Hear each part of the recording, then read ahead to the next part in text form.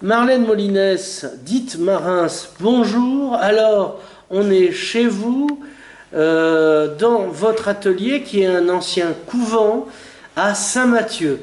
Car Perpignan a cette capacité à nous surprendre, bon, en mal en général, mais aussi en bien, car c'est une ville qui a, à l'instar du livre de Plutarque, des vies parallèles. Et vous nous en proposez un exemple donc dans votre atelier. Alors, racontez-nous déjà le lieu, s'il vous plaît. Alors j'ai découvert ce lieu, après pas mal d'années d'ailleurs de recherche, et un agent immobilier, Monsieur Canal, qui avait vu un bien que j'avais restauré moi-même à Arles-sur-Tech, en voyant ce lieu, un état lamentable évidemment, un dépotoir municipal en plein cœur de ville, a pensé à moi. Et il m'a contacté, et puis voilà, je suis tombée amoureuse de ce lieu, et puis je me suis mise au travail. Donc c'est en 2011. Alors là, je sais pas. Oui, c'est ce qu'on m'a dit. C'est ce qu'on vous a dit, bon, c'est possible. Alors vous avez trouvé, évidemment, il devait y avoir des kilomètres de poussière, de trucs à virer. De gravats, de voitures cassées, de parpaings, de pots de peinture ouverts. C'est une ancienne cave, hein? Alors c'était une ancienne cave viticole. Oui. Oui, ici, on a eu fait du vin. On a eu fait du vin et on boit encore ici. donc voilà. Donc vous l'avez transformé en votre atelier. Oui, en grande partie mon atelier, c'est-à-dire toute cette partie du bas que j'ai mis quelques années à restaurer, bien sûr. J'ai fait beaucoup de choses moi-même parce que les gens qui connaissent savent que je suis une bricoleuse forcenée.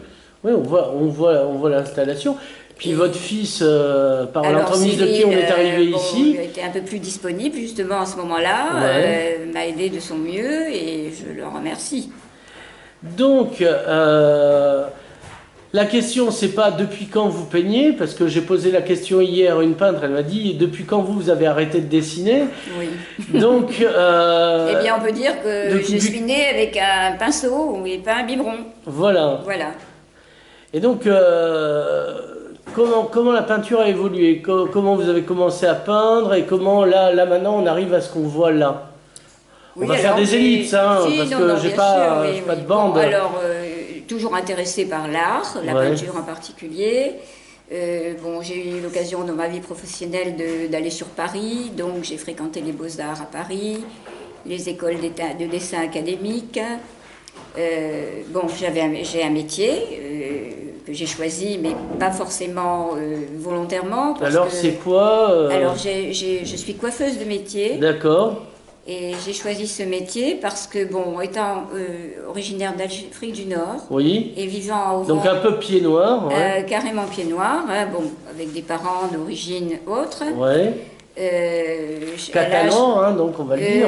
Catalan du côté de ma grand-mère paternelle et de Vauban, carrément français, si on peut dire, du côté maternel. Voilà.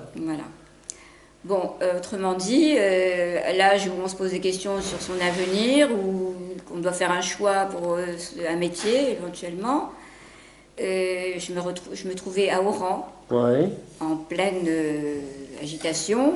Donc on est quelle année? Alors on est dans les années 50. 50, oui, on est en pleine agitation. En pleine agitation. On vient de perdre Bien Phu en 54, donc d'ailleurs c'est l'anniversaire de la chute. Juste après. Bon, alors moi, bien sûr, je voulais faire les Beaux-Arts, et seulement l'école des Beaux-Arts se trouvait dans un quartier dangereux, et mes parents n'ont pas voulu, et à juste raison. Oui. Donc je me suis dirigée vers un métier qui semblait s'en rapprocher, et effectivement, c'est le cas, puisque j'ai choisi le métier de coiffeuse. Il y a un investissement esthétique, il y a quand même pas mal de choses qui se rapportent un petit peu à ça. D'accord. Voilà. Donc, quand est-ce que vous avez vous vous remettez à la peinture, entre guillemets, sérieusement, et que vous faites votre première expo? Bien, écoutez, ça a toujours été en parallèle avec mon métier.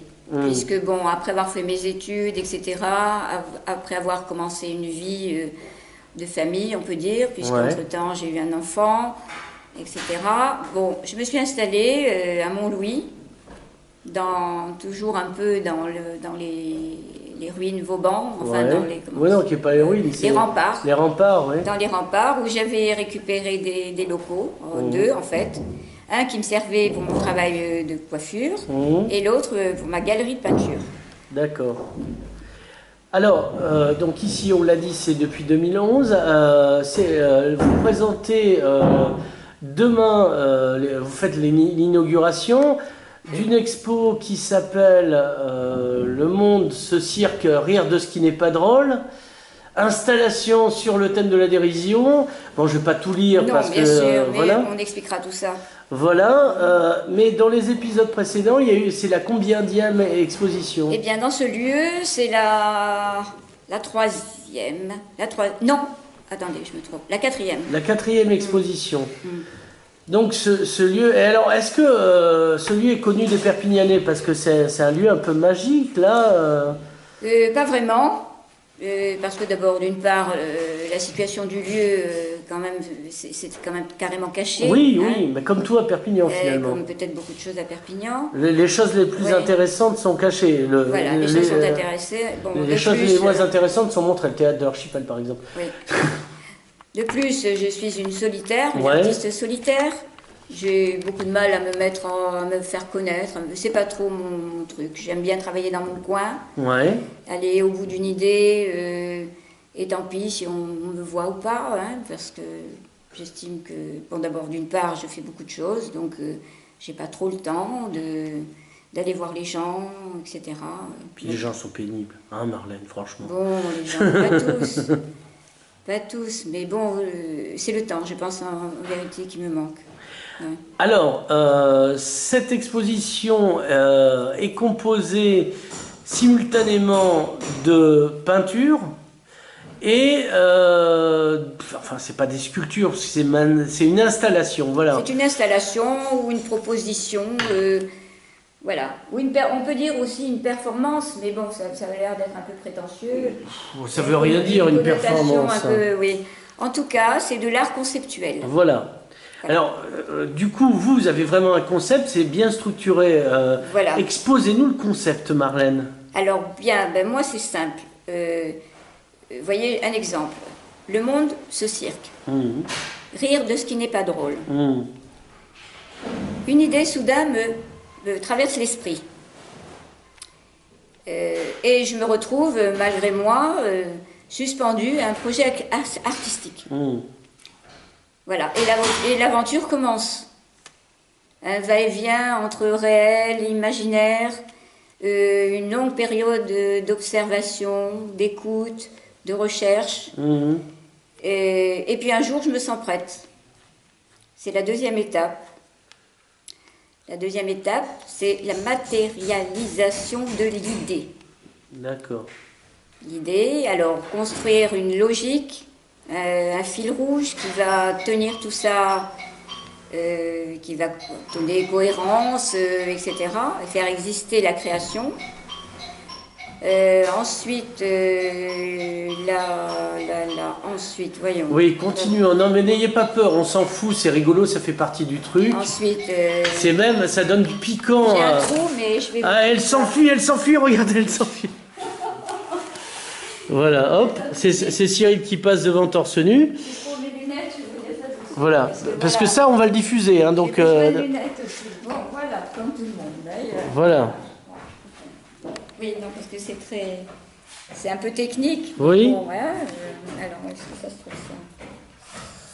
Le manche cirque. Voilà. Alors, non, vous l'avez derrière aussi. L'aventure commence. Non, voilà, c'est bon. Hein. Alors, matérialisation de l'idée. Oui. Décider du matériau qui colle le mieux au sujet. Dans ce cas présent, c'est du chiffon, parce que ce produit et ce matériau est manipulable, léger et léger. Donc, bon, et comme nous, oui, manipulable. Voilà. Bon, parce qu'il y a toujours, dans cette exposition, l'idée de ce qui se passe dans le monde, de l'État, de la façon dont nous sommes traités, et formatés, etc., etc. C'est bon, voilà ça. Ensuite, bon, après avoir décidé du matériau, construire une logique. Ensuite, développer les variations formelles pour créer l'effet de présence et d'interrogation qui est la finalité de cette installation. Voilà. Alors, y suis-je parvenu? Ça, c'est les gens qui le diront, hein, somme toute. Le doute accompagne souvent l'artiste, chacun le sait. Voilà. Voilà, mais Picasso a dit, l'important n'est pas de trouver, mais de chercher. Ma foi, Coubertin dit l'important c'est de participer, mais ça n'a rien à voir. Voilà. Alors, une fois qu'on a dit ça, parlez-nous de la technique des toiles. Alors, bien, le travail, bon, c'est un ensemble de choses qui se répondent et qui se parlent et qui se répondent. Hein. Autrement dit, bon, est-ce que je commence par les apôtres? Non, parce qu'on le fera après, ça, les apôtres. Alors, on se lèvera, on fera un tour. Bon, j'ai commencé par travailler, le monde, ce cirque. Oui, voilà, donc.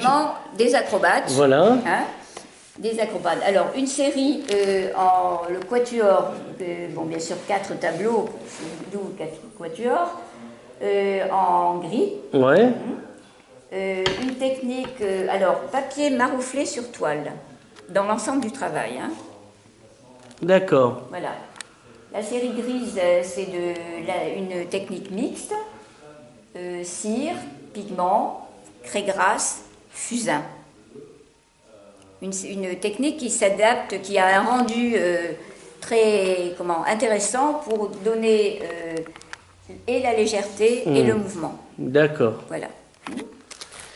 Alors ces acrobates, ils tombent, ils nous rejoignent donc pour nous aider dans nos fragilités, disiez-vous. Voilà. Hein, soudain, dans leur jeu, ils prennent soudain conscience que le monde va mal, qu'un danger nous guette, et ils n'hésitent pas à descendre de la toile. Descendre de leur piédestal aussi, finalement. Oui, j'ai pensé la toile parce que je pense à la toile. Oui, le cinéma. Le cinéma, Internet, oui, tout ça. Oui, hein, bien sûr. La technologie qui nous envahit un peu, bien que ce soit nécessaire. Voilà, enfin bon, on peut manger des navets crus aussi, mais bon. D'ailleurs, je vais moi-même consulter Internet pour me nourrir mon idée. Oui, voilà. J'avais besoin d'informations. Donc. Voilà, c'est ça, ouvrir des vieux livres poussiéreux et choper une allergie. Voilà. Et puis la poussière, j'en ai suffisamment respiré dans ce lieu.